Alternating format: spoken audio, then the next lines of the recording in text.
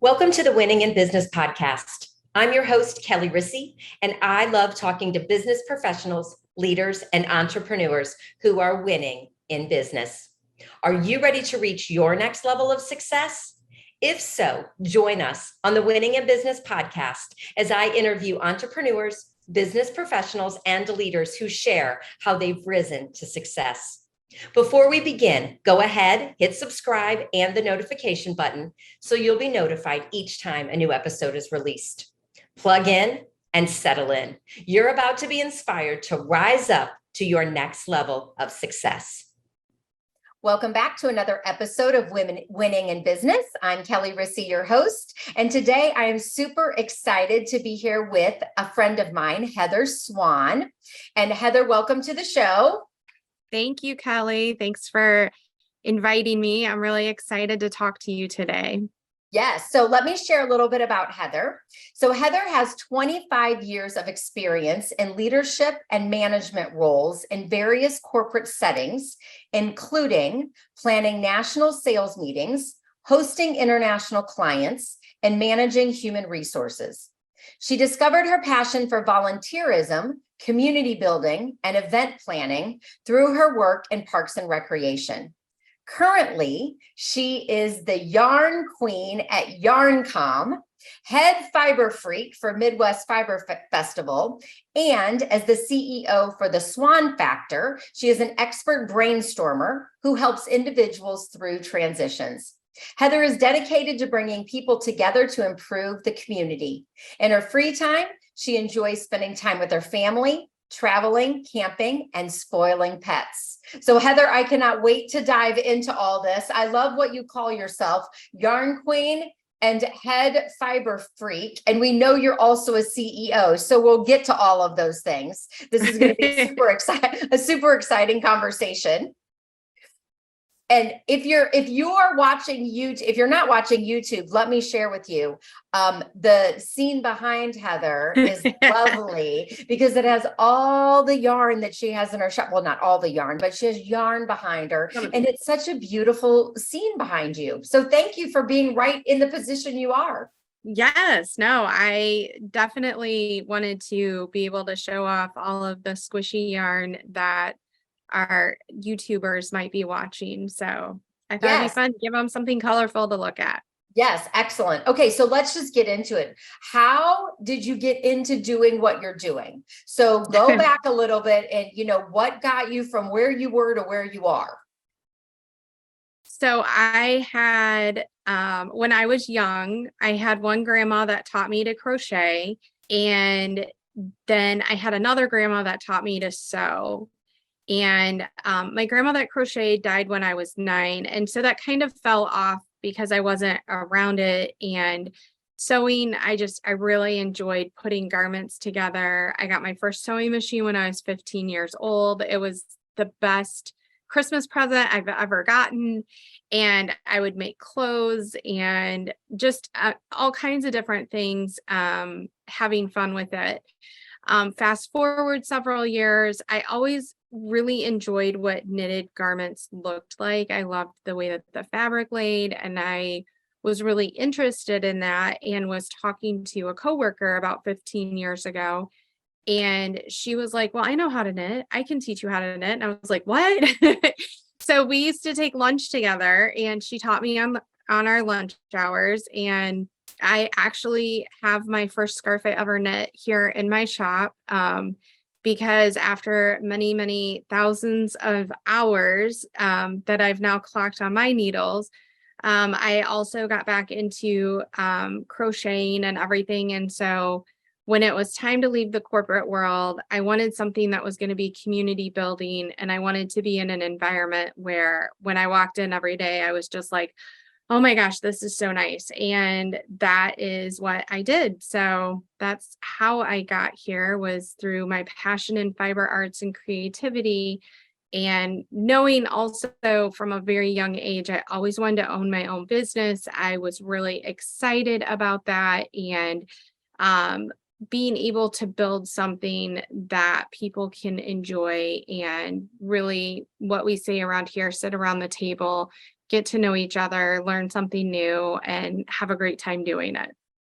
Yeah. So for those of you that don't know, Heather has a brick and mortar, and it is in Creve Coeur, Missouri. So if you are ever in this area, that's where you need to go to find the beautiful yarns that Heather has. And so, okay, so you transitioned from corporate into being a business owner. Yes. And with that, what are the ahas that you have learned along the way that you want to share? The ahas there were definitely a lot of them. Yes. I would say the most important aha for me was learning that it's always been me. And what I mean by that is that all of the drive I ever had, all of the passion, even when I was digging into Excel files and managing multi-million-dollar budgets for marketing and sales teams, and having conversations with managers about, well, we only have this much money, you can't spend in that area, or we have extra here, how do we want to reward the staff, and so like going from all of that and the sleepless nights, I was involved in multiple startups in different types of roles throughout the years, and being able to see something start from very little or nothing and build it into something much larger than what we even thought at the time was possible in the timeframes we were working, was really a blessing. And I just used to always think like, oh, well, it's because they put all these demands on me that I am getting all of this done and I'm stressed out and everything. And really at the end of the day, when I was completely on my own and I am the one calling all the shots and I am the one pulling all the triggers and setting all of the expectations, I was like, oh, wait a minute, that was actually me. that had nothing to do with the people I worked for. They were just fortunate to have me in their corner, and that they knew if I give it to Heather, she's going to take it beyond what I need from her. And so that was really honestly like one of the first ahas, was that I always knew I was driven. I just never understood that drive really was always me and not anybody else. So that was really cool moment when that happened. And as the moments after that have continued, it has just been really a nice reminder, like, hey, you can actually change this. You can be the one to say, no, I'm not doing this thing, or yes, I am doing this thing. And you can be the one to not put so much on your plate. So really being in control of that aspect of it has been a huge game changer for me. And what kind of plays into it, into that as well, is one of the things that my employers in the past really liked, was that even though it could be annoying, I was a lot of the times right about situations. I could observe something, I could really kind of tear it apart and break it down, and then build it back up to what we needed it to be. And so like the other aha was that I knew that there was this thing called intuition. I am very much in tune with that idea and concept. But it really honestly wasn't until I went into business for myself where I really started to recognize the fact that I have to listen to my intuition and I have to stay committed to it. Yes. We have value propositions and we have commitments to our community of what it is that we want to provide. And that it is really important that when I intuitively feel something, when I feel like, oh, maybe this thing isn't for us, that I commit to my intuition and I say, okay, you know what, that thing isn't going to work for us because of XYZ. And it can be so many different things that sometimes running a brick and mortar and deciding what vendors to bring in even can be a difficult decision of, well, I have 5 vendors, they all do the same thing. How do I make a decision about who to go with? Well, if I really sit back and get quiet and listen to my intuition and say, okay, this is the one that feels closest to our energy. This is the one that feels closest to our values.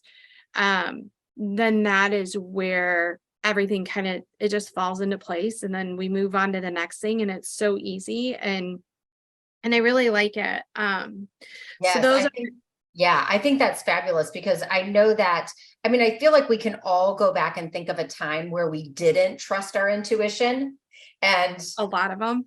oh, and you're spinning your wheels, or you're regretting your decision, or you know what I mean, whatever. And so when you truly do learn, and I feel like our society, we have become heads on top of bodies, and we forget to check in with ourselves, right? And we're constantly looking for an answer somewhere other than ourselves. Yes, I absolutely agree with that. And the thing is that we always have the answer in ourselves. If you're just willing to sit quietly for a minute and let it come to the surface, it is the most incredible thing to be able to be like, oh, okay, that's how I need to do that thing, or this is what I need to do here. And yeah, I completely agree with that. And that can be very difficult to find that time. Yeah. So good. Okay. So what else? Do you have another aha for us? So the other one is a little bit one that I kind of struggle with myself personally. And that was that you can't win them all. And sometimes you have to play the villain. And so as I've been transitioning into the Yarn Queen, into the Head Fiber Freak, going back into my consulting roles and really owning those and owning that space, I've lost relationships along the way. And some of those relationships I really wish I hadn't lost. But if I look at them honestly, weren't in the same, we just weren't in the same energy space, and our goals and what we were working towards were not in line with each other. And for some of those relationships, they were pretty short term, so it wasn't that bad of a thing. But there's been a couple that have been much longer term relationships that it was really a process to get through. And sometimes even today, because we just opened our brick and mortar in January, and the festivals had 2 years. Next year will be its 3rd year and everything. So we're still pretty fresh in all of this. So even today, though, sometimes there's things that happen where I think, oh, never mind. Nope, can't do it. That person's not on my team anymore for whatever reason. And and truly, it is a lesson that I've learned about things that I needed to either change or that I needed to actually lean into and value more and have more respect for, and really lean into that situation. The other side of it is that I hope that the other person walked away learning something for themselves as well. And I really hope that those that I can't be their cheerleader for them are able to find the success that they're looking for. Because at the end of the day, no matter where we are, we're all still in it together. And so, but it's still hard, and it is not easy. And sometimes I don't get to see some of the people I've seen as often because of the way my life has changed. And so that can get me into trouble periodically. So it's like reminding myself, like, hey, you have to be conscientious of where you're spending your time and in focusing. And that sometimes when someone says no, enough is enough from you, you have to be willing to walk away and just say, go in peace, and I love you. And if one day our paths should cross, great, but it's time for me to go do my thing and you to go do your thing. Yes. I think that goes back to boundaries, really, like knowing your boundaries of what you need in your life. I Mhm. also believe that as far as, friendships go, as people come into your life, I believe that there can be seasons. And there's Yes. a season for everything, right? And then in the next season, like they might need someone else, you might need someone else to fill whatever role that they need to fill for you. And I feel like is leaving on the best terms possible, right? You may, Right. at one point you might have been super close and maybe you drifted. It doesn't mean you have to, hopefully you're not angry, whatever, like you can Right. Exactly. ways, like respectfully, knowing that that season was great and now it's kind of time to move on and whatever. And I kind of think that's the way life is personally. Yes. No, I absolutely do. I just, going out on this adventure, the people that I thought were going to be around me aren't the ones that are around me. And Yeah. people I didn't even know at the time are around me and supporting and stuff like that. And so it is, Yeah. it's very true. And Yes. I think that in life, well, I think in our society, we have ways to deal with breaking up a romantic relationship, but breaking up a friendship is Mhm. not, it's not easy, and it can get really awkward. Yeah. And we don't talk about that stuff enough, that people understand that, yes, during this period of time, this was great for me, but now I have to move on to this other thing. And you need to move to whatever space that is for you. And there can be a lot of hurt feelings and everything. And so just doing whatever you can do to take care of yourself during those times, because also if you neglect yourself in those moments, then your body will also feel that. So Yeah. yeah. Good. So with that, what are some things that you do for your own, let's call it self-care? Yes. So I this year is my word is discipline. And I am notoriously not great at consistently doing things. So I'm trying to get better at having a morning routine where I drink my glass of water, I go for a walk, I do some journaling, and not anything over the top, but just something very simple and easy to get my day started, get my mind in the right space, and to really set my intention for that day, or even that moment. And Mhm. then other things that I will do is if I have a really intense emotional moment, walking is just always been really good for me, for many reasons, but like also in those moments, it helps release some of that energy and just some of that frustration, and not be yelling and screaming at people, or, you know, Yeah. having and being able to take a moment and take a breath and just say, okay, how can I handle that? Yes. I love that. Movement is one of the 6 ways to decrease stress, right? Like is one of the ways to complete the stress cycle is Yeah. actually moving. And so when you get up and walk, right? I mean, that's just helping release that Yeah. instead of if you're sitting in it, just Mhm. getting up and moving. So I love that's part of your, like that, that, when you're there, when you're in it, and when it's time to get up and move. Yes, for sure. Yeah. Um, Other things that I like to do is, I do see an acupuncturist, and I find that that can be really helpful, especially in the times when I'm not slowing myself down. Like I'm not slowing myself down, because I have the issues with discipline. One of the things I do is I try to schedule stuff with other people, and I always say, because then I know I'll do it, because I don't want to disappoint everybody around me, but also because like I also don't want to hear from them like, hey, why didn't you show up to this class, or why weren't you here for that? So it makes me do it. But when I get there, I love it. It's Yes. just that I so often get in my space, in my head. Mhm. And then I am just reeling and going through all the things. And I'm like, I don't have time for that. I can't stop doing what I'm doing right now. And that's not true. It's taking the breath and going. Other things I do is I actually schedule meals with my spouse. So Yeah. that sounds crazy, No, but that's important. our schedules are very different. And if we don't do that, we won't be eating together very often or spending a lot of time together.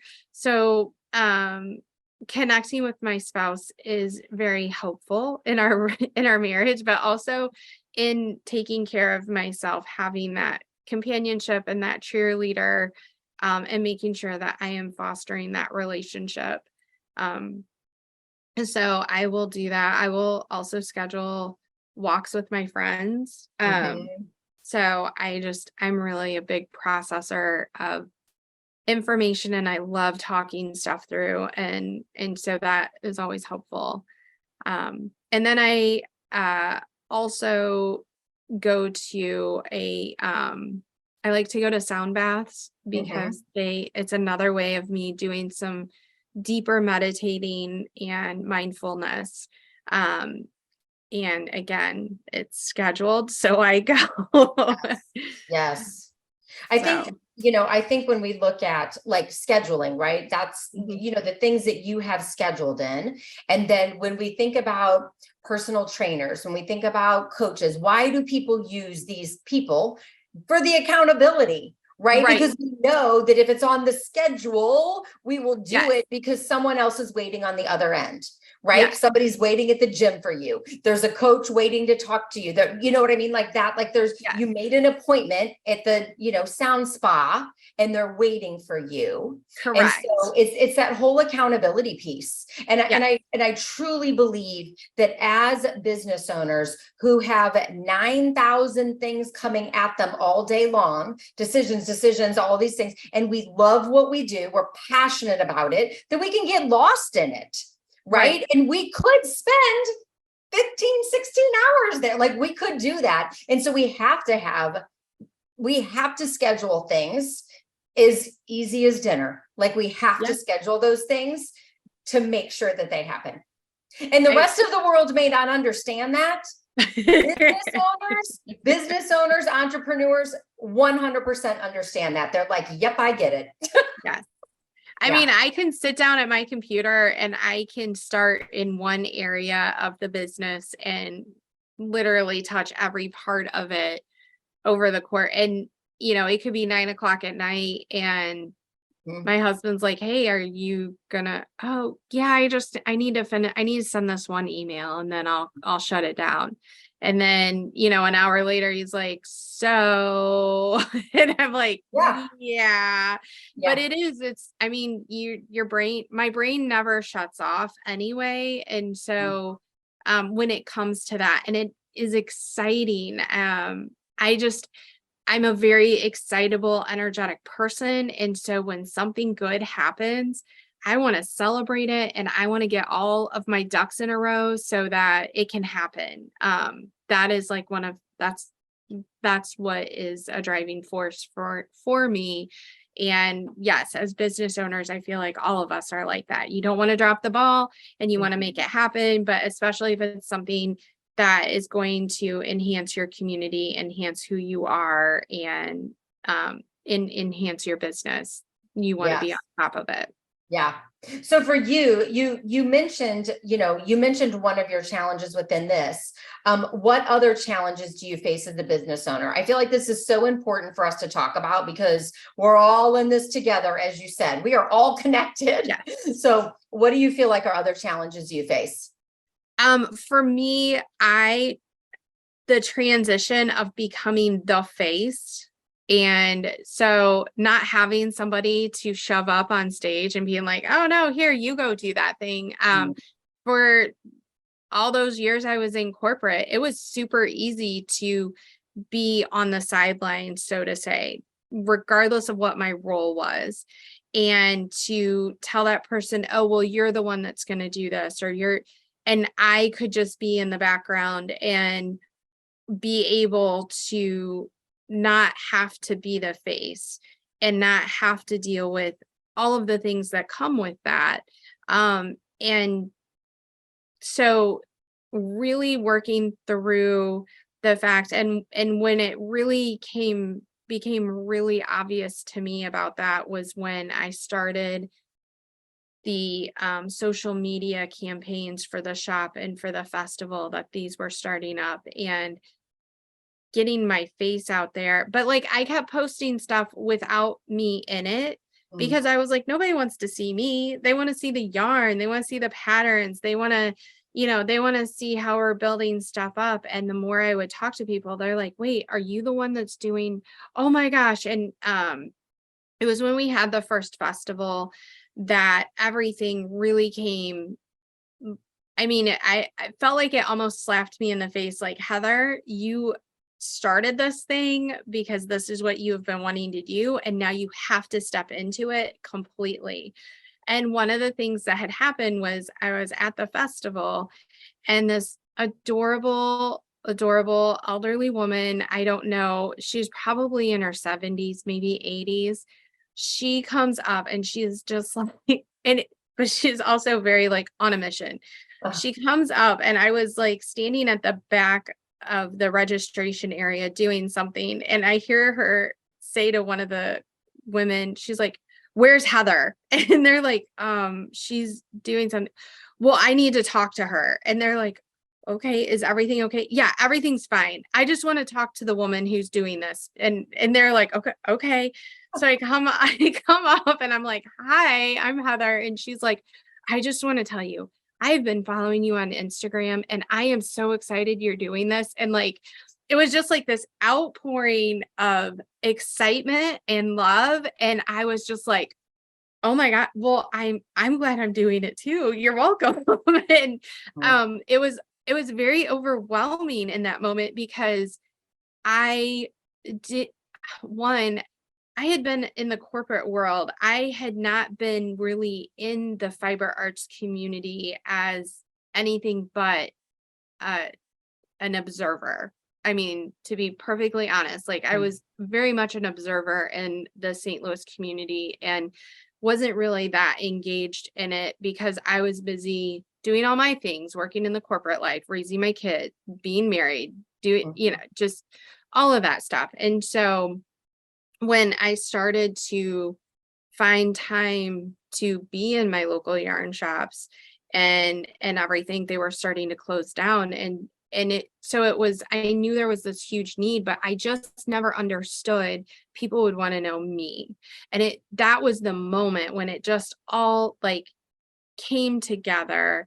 And then I started realizing like, okay, you're going to have to put yourself out there. Like you can't start all of this and not be present completely. And so that's what I did. And it's a challenge mhm, because it has nothing to do with like taking care of when the bad things happen. It's just a challenge of putting yourself out there, and are people going to want what this is? Like, are they mm, going to want to be a part of this community? Are they going to want to be in this? And is this going to work? And that's been the most fun, is watching it work and seeing how it's playing out, and then being able to be that person. And when people, I mean, now I'm much more comfortable when people are like, can I talk to Heather? It's like, yeah, hey, how can I help you? And stuff like that. So it's a lot easier, but it is still a challenge, that transition. So yeah.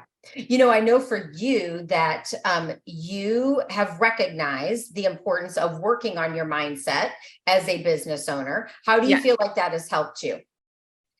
I, it has really, it has changed everything for me. And the reason is because in owning a business, you're going to have challenges that come up. You're going to have things that are going to trigger past wrongs that people have done to you, or things that have happened that you're just like, I don't know how to handle this. I don't know what to do here. And if it hadn't been for working with you, I mean, working with you as an executive coach, but like just also working with, I I have a couple of networking groups that I go Yeah. to, and I have several different things, and I have people all around me to help me with that mindset. Mhm. And it has saved me from being able to manage those really difficult situations, because it's easy. You can have whatever mindset you want when things are going great. Everybody wants to celebrate with you. Like that's not a problem Yeah. whatsoever. But it's when the things happen where someone reports that they weren't treated fairly in your shop, or they felt like they didn't get the service that they were expecting for what they paid for. It's in those moments that I can really sit down and listen to what that person is telling me, and take what their experience was, and take all of that in and be able to process that. Um, my goal is hopefully with them in some way, and to do whatever I can to support their health, but also to be able to manage the business and come back and say, okay, rather than walking into my, staff meeting and being like, you guys, I can't believe it, Mm. or having an overreaction to the situation, and hearing from, the other side of it. Okay, this is what happened. Why did this happen? Why were you, why would they have perceived you behaving this way? What was happening in the moment that this thing occurred? And then being able to really um be able to create an environment where we really have as much honesty as we can, as that person is willing to have with themselves in that moment. Mhm. And being able to not just be like, hey, don't do that again. Like, okay, why'd you do it, and what can we do to change so that that doesn't happen again? um and I'm really fortunate, because when we were talking about intuition and commitment to that and stuff, the people that I've hired, like, those are people that I have attracted and have been able to really help me live out the vision that had come to me through all of this. And so if I didn't have mindset practices in place, if I had not been working on several of the things of my past, Mhm. it really would have made some sticky situations go a different way. And I don't think that that would have been good. And not just from a business perspective. I don't think it would have been good for the customer and what they experienced. And I don't think it would have been good for myself or my staff. And so cannot I cannot stress enough the importance of finding ways to take care of yourself. Yeah. I feel like And that's in all areas, like literally mental, as business owners, we have to take care of ourselves yes, mentally, physically, and emotionally, all of it, right? And just like you said, we have to be emotionally stable to deal with either yes, people coming in and saying things, hearing things, that are happening maybe when you weren't there, whatever, or reading the comments or the reviews that we get. I mean, mhm, you never know. And you have to literally, as a business owner, be so emotionally stable that if you have things coming in from your past that you have not handled yet and you have not done yet, and that triggers you into whatever, it is like it can explode your business in the wrong way, because then right, you become the person that you don't want to be, right? And then you yeah, overreact instead of really responding to the situation. You react to the situation in a way that and I've seen business owners do this, right? And it doesn't, yes, you know what I mean? So when you take care of yourself in that way, so kudos to you, because I do know that you surround yourself with yeah, so many people that put you in, and that's what's important, right? Is surrounding yourself with the right people yes, that keep you in check, right? right, And that keep you in the energy and the space that you want to be in. I know you very much are about the energy, yeah, and you taking that energy out into the community. absolutely, Big things that I know and that I love about you is that you are really looking at ways to impact the community. So how to get the community and into your shop to build relationships beyond and meeting people that they would have never met sitting at home and knitting, Right. But coming into the shop. So share, you can share it way more eloquently than I do. So you like share, what do you want to say about that?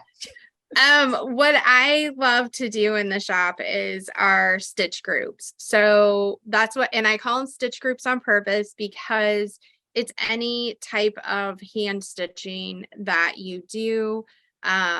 So it could be embroidery, cross stitch, knitting, crochet.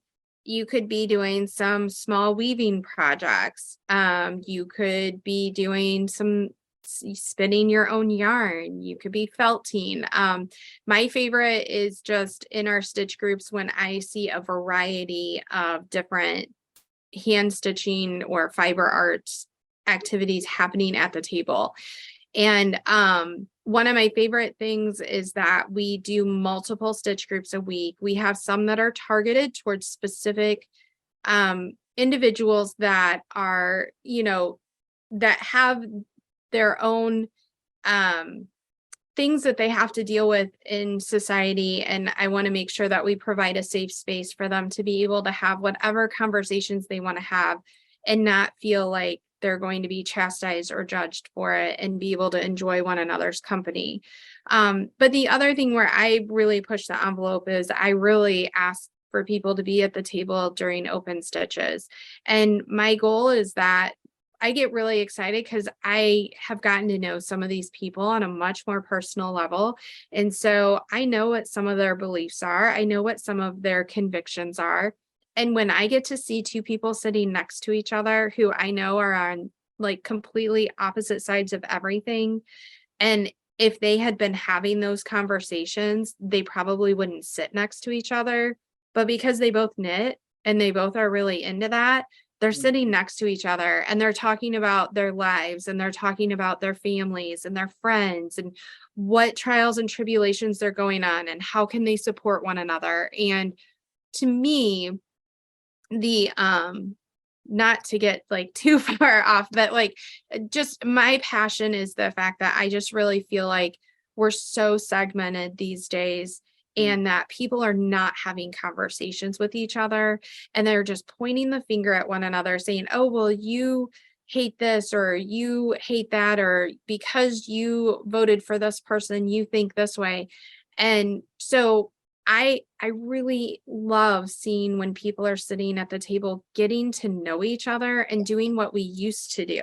It's what community is all about. And what the world could really benefit from is just sitting down next to each other and sharing time with one another and getting to know them without getting into all of the things that divide them. Let's talk about all the things that unite you. And so that is what we try to promote here. We do special events and we have, whenever possible, we try to be as inclusive as possible with all of the things. We have lots of we do lots of events. We've had free yarn tasting where they got to try out yarn and hang out at a table. And then like we had a tea party. I know we had a tea party in May and had giveaways. And at the end of the month, we've got our yarn crawl with all of our other yarn shops in the area. So that's the part where, I'm also very conscientious of socioeconomic situations. I've had my own situations in the past, and I have had the, I was graced by others at times when I was struggling to be able to get everything together. And so whatever I can do to grace others, but also to provide an environment that is welcoming and, hey, yes, we have some really expensive things in our shop, but we also have some really inexpensive things in our shop. And at the end of the day, if you come hang out at the table, I don't care if you bought your yarn here or not. All I care about is that you're at the table. That's what's most important. So I love that. I feel like there's such a human element to it, right? So take out the judgment and just come and meet people, for their human nature of being a person, and that we all belong and we all have a seat at the table, as you said. And then also I love just your pay it forward spirit. Like I was in a situation and you totally, I mean, we've all been in those situations, right? And understanding that, and who can we be out helping in that way? So Right.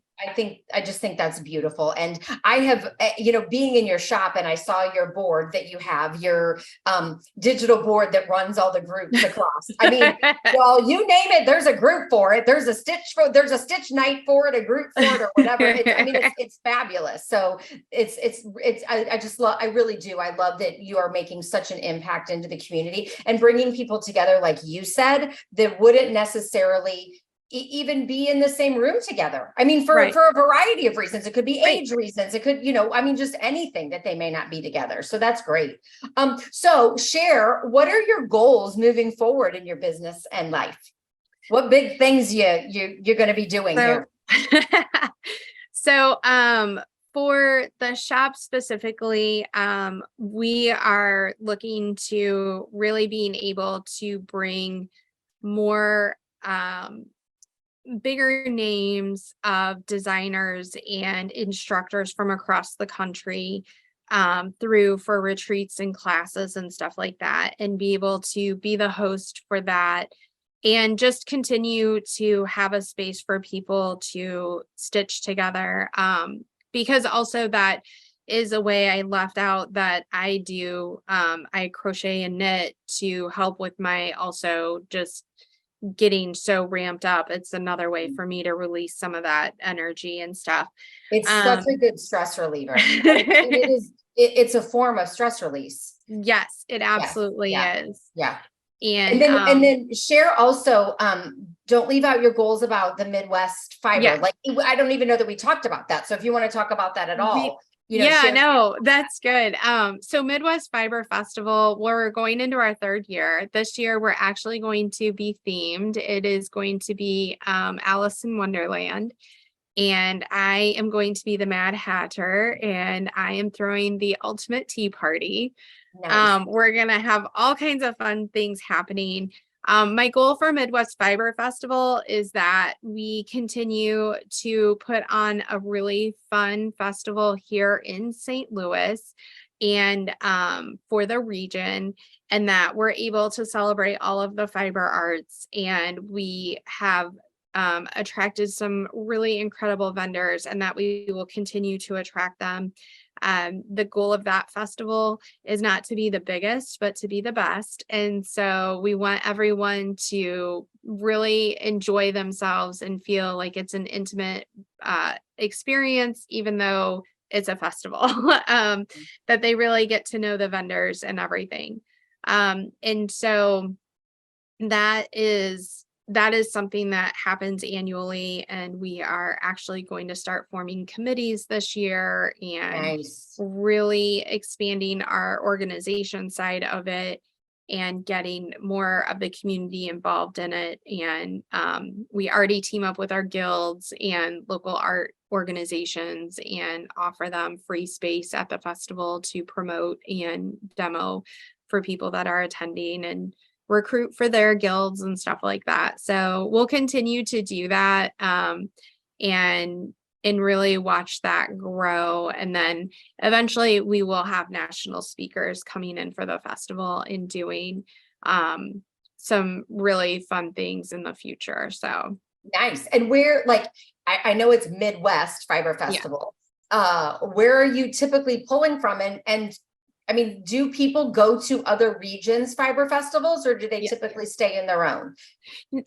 They usually go all over. So there's some like really large, popular festivals. There's Maryland Sheep and Wool.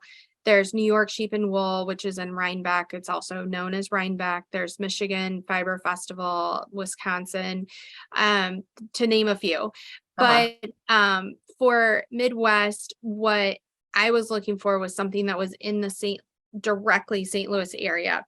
And we hold it at the St. Louis Community College Merrimack campus. And part of that was because of accessibility.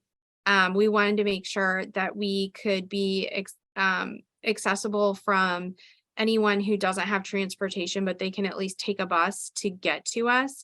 Because there are some rural festivals that are really great also in Missouri, but they're too far out, and people who maybe they don't have transportation and they live in a more urban area and everything, like they can't grab a bus that's going to take them out to Steelville, Missouri.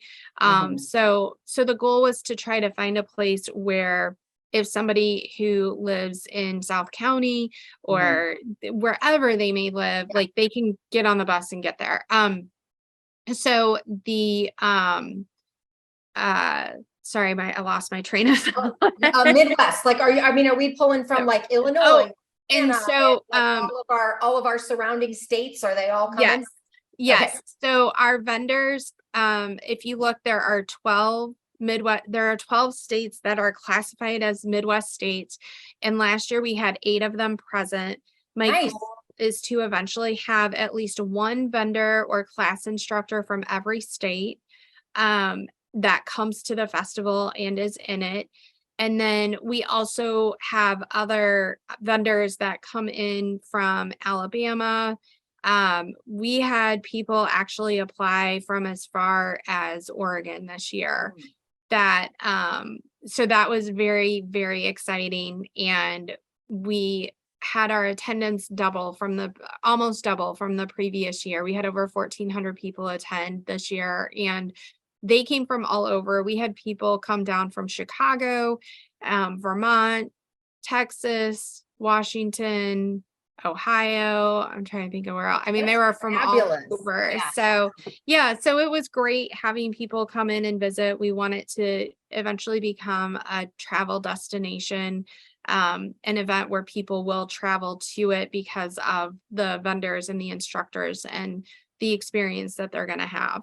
Yeah. And I'm going to, not only for that, but like how you're also then impacting the county, the city, you know what I mean? Like really all of it, because once they come in, who knows where they're going to go to dinner and here and there, right? Or they might make a vacation of it. And the next thing you know, they're visiting the lovely St. Louis Zoo and the Arch, and just really bringing people in to see the great things about, like, St. Louis is an amazing city, and all the things that we offer for people that come to it. It is a fabulous place to visit. Like there's so much to do here. There is so much to do here. And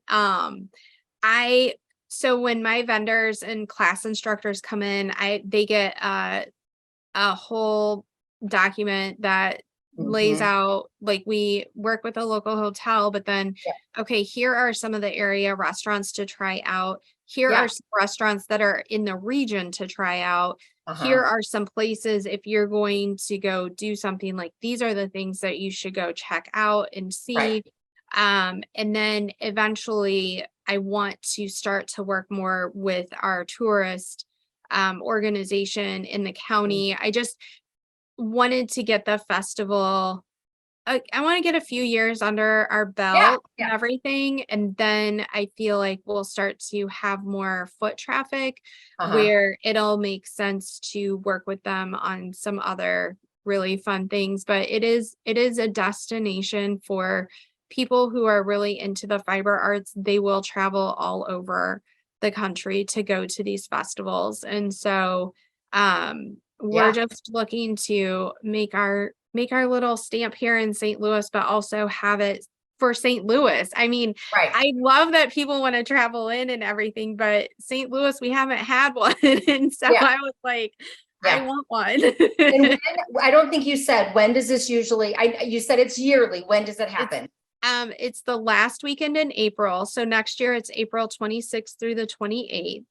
And that's a Friday, Saturday, Sunday. Friday, we do classes all day, and then we do a vendor preview Friday night, which you have to have a class registration in order to attend that. And then we'll have classes Saturday and Sunday, and the vendor marketplace is open to the public Saturday and Sunday. There will be demonstrations going on, and lots of people to talk about all the different things. If you're a novice, it's still a really fun thing to come check out, because you also have a lot of farms that are there. And so they'll have some products that, like this year, One of our alpaca farms had these really awesome, they're like a big ball that you hang in your garden, and it's for the birds to use the leftover fleece that they can't use to make yarn, and they don't use it for other stuff, but birds can use it for their nesting, creating their nests and stuff. And Oh, cool. so then you have have a basket maker and people that make, I mean, just all kinds of different wearables and accessories and just a lot of fun things. And then you might find something that you're like, "Ooh, I want to try that out." And Yeah. so that's fun too. Excellent. Okay. Anything else you want to share in the business realm before I get to the next question, which is, No, what accomplishments, but I don't know. Is there anything you left out that you want to share? The only thing I would say is that I do consulting. I do very niche focus for me, but I love helping people who are going through transitions, whether that's a transition of I don't know what I want to do, Yeah. or I want to go from point A to point B and they're not related. How can I get there? Mhm. That's always been one of the things that has served me well, is being able to help people to brainstorm and to get things onto paper. And actually, I love using whiteboards for it. And helping them figure out, how am I going to make that path happen? And really helping them put things in place for themselves so then they can get to that next phase that they want to go to. It's a lot of fun for me. I coached youth sports for years, and it's one of the ways that I can kind of say, like, I get a player. I always coached, I loved coaching middle school because they're just such a fun age. And so getting to be able to see a player at tryouts on day one, and then having them join the team, and then watching them play in their last whatever that may be, game or tournament, and seeing how they develop over that time, that is the spirit in which I take into conversations with people going through transitions and they're unsure of how to move to the next step. Or if they're going from being an employee to a manager. I've done it. I can tell you all the things I did wrong and advise you not to do those. And then let's talk about all the other things I did right and Yeah. how you can do that to be successful. Excellent. Excellent. So as you can tell, Heather is a very busy person with the store of YarnCom and the Midwest Fiber Festival, and then this consulting business Yep. that she does as well. So that's awesome. All right. So what is an accomplishment you're really proud of you'd like to share? I love asking this question. I love when people get to brag on themselves for a minute. I think that the accomplishment I want to share is really around the yarn shop and bringing it to fruition. In the process of everything, I felt like everybody loves to go backstage. Everyone likes to peek behind the curtain when something is happening. And I could have really started this entire journey just being like, one day, okay, I'm opening a yarn shop. Here I am. I was very intentional in pulling that curtain back and showing people what it takes to create a brick and mortar and to bring it to fruition, and to really be a part of that journey. And that accomplishment, to me, that I feel like it's just so much fun, because then I have all these other people who were along for the ride that I hadn't met, and now I am meeting. And it is so fun when they come in and I'll say, "Is this your first time here?" "It is, but I've been following you on Instagram or Facebook and I know your whole story, and I know," and that part of it, to me, I feel like I accomplished my goal, which was to let people in and to let them feel like they were a part of the process. And so that just it makes me feel warm and fuzzy inside. Yeah. That I feel like that is one of the great things about social media these days. You know, Yes. when there are times that we don't like social media, Right. also great things about it. And this Yes. was one of those things that you were able to really share that journey with people so that people could be on the inside, even if they weren't.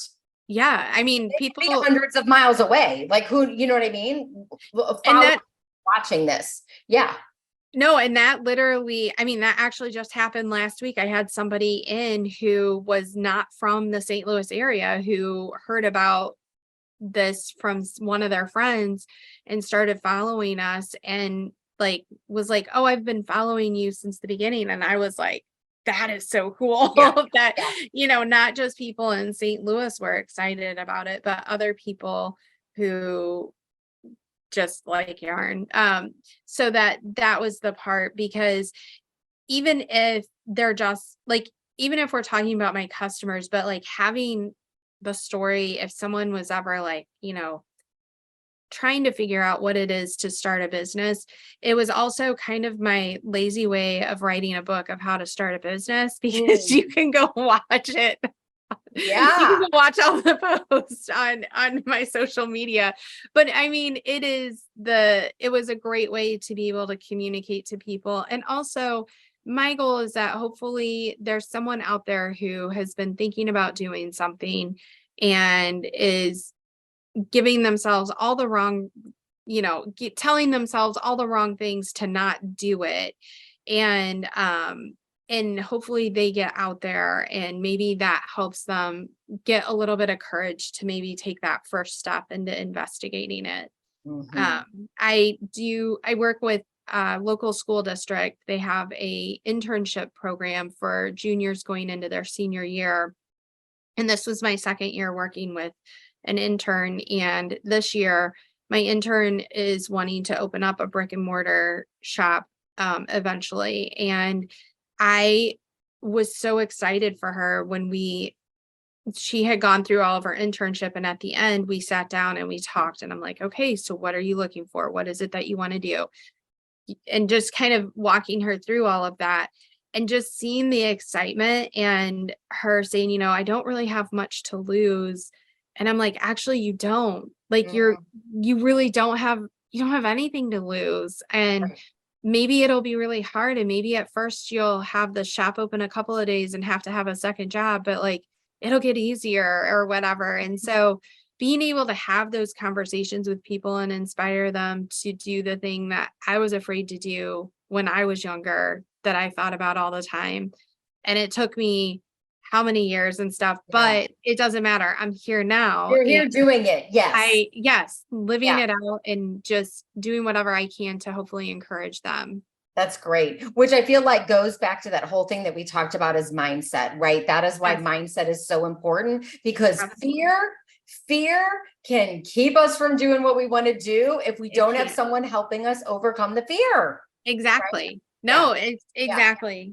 So that's great that you're doing that. Okay. So where can listeners find you? Like name the places that, you know, they can, the Yarn Com shop, like just rattle them off here real quick. Yeah. Well, I have a LinkedIn profile. It'll say Heather Ray Swan on there, and you'll see the Swan Factor Yarn Com and Midwest Fiber Festival. I have Facebook and Instagram for YarnCom, which is YARNCOM. And then I also have that for the Midwest Fiber Festival. You can catch up with us there. And if you're just wanting to connect or want to do a one-on-one or something, you can shoot an email to heather@theswanfactor.com, and I'll send you my calendar, and you can grab a spot and we can talk about whatever those things may be that you want to talk to me about. I would love to connect and get to know people out there. And especially if there's other women that are struggling in their business or whatever, even if it's just to grab a coffee and, you know, have a conversation. I just really love trying to encourage others and help them to be able to find that whatever that thing is to be able to move on to that next step. So, and share my story. If there's anything that maybe you can glean from my experiences that I can share that can help you figure out something for yourself, I think that is just awesome.